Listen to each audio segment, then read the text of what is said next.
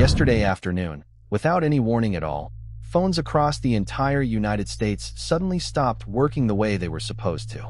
Not broken, not turned off, not out of battery, just stuck on a single word sitting quietly at the top of the screen. SOS.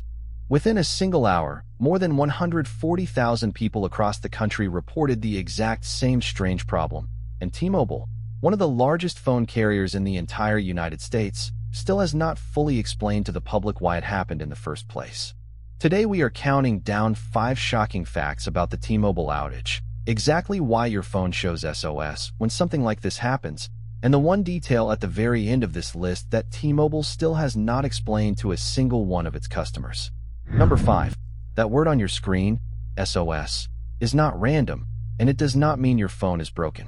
SOS mode simply means your phone can no longer reach its own home network, T-Mobile in this specific case, but it can still detect a completely different carrier's signal nearby, like a Verizon or AT&T tower, strong enough to place an emergency call only, nothing else.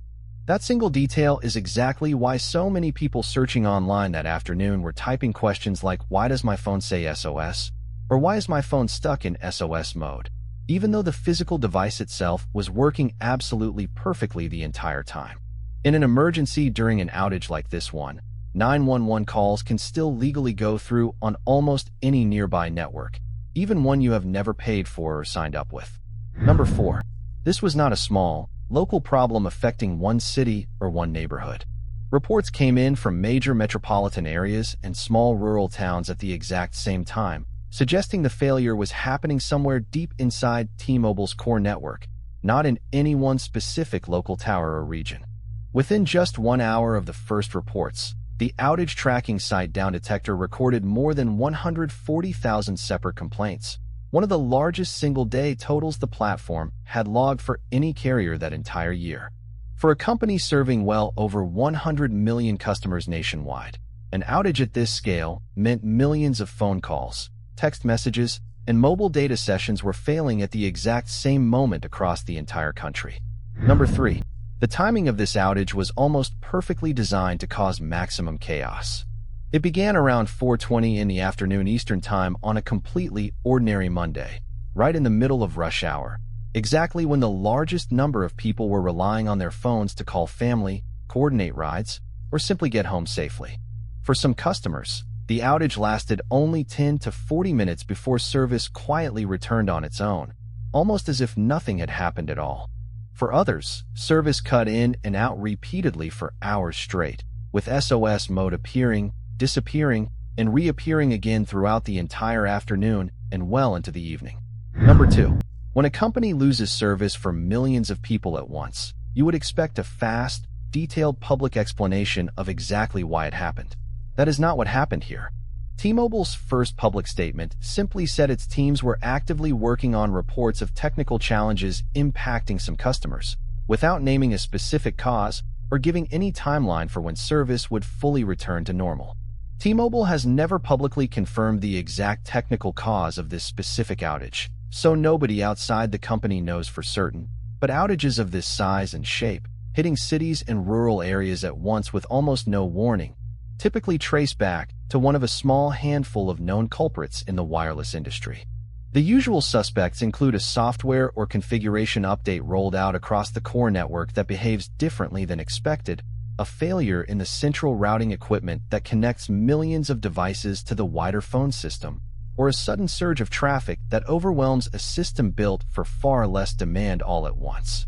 Meanwhile, search interest for phrases like "Is T-Mobile down?", "T-Mobile outage map," and "T-Mobile Downdetector" spiked dramatically within minutes, as millions of confused customers tried to confirm whether the problem was really on T-Mobile's end and not just their own individual phone.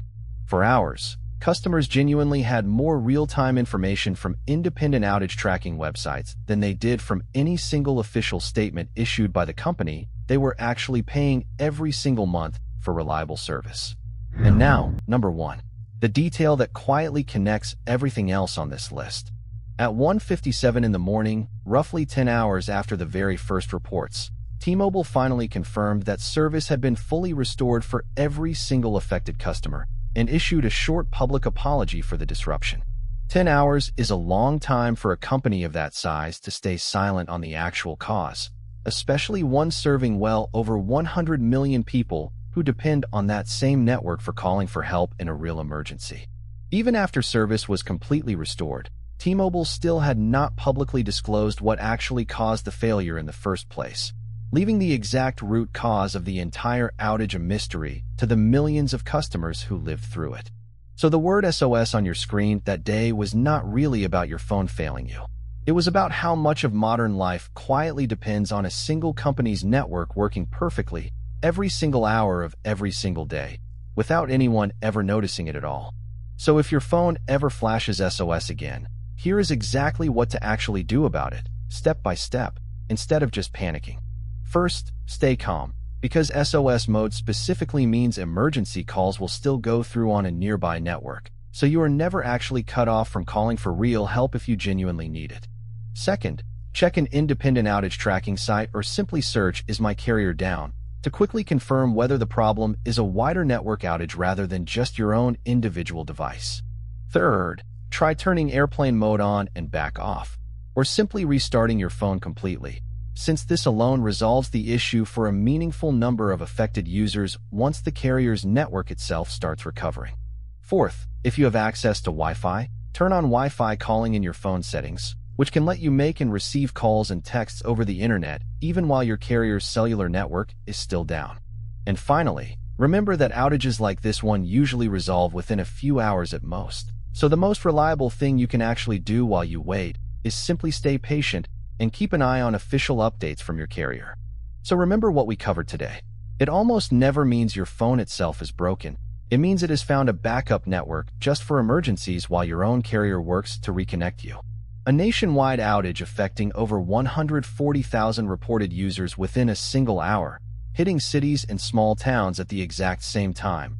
A vague company statement, while independent trackers quietly filled in the gaps. A 10-hour wait for confirmation that service was fully restored, and a root cause that still has not been shared with the public to this day. Were you affected by this outage? And what did your own phone actually show when it happened? Let me know down in the comments below. And if you found this genuinely helpful, subscribe for more surprising tech stories explained clearly every single week.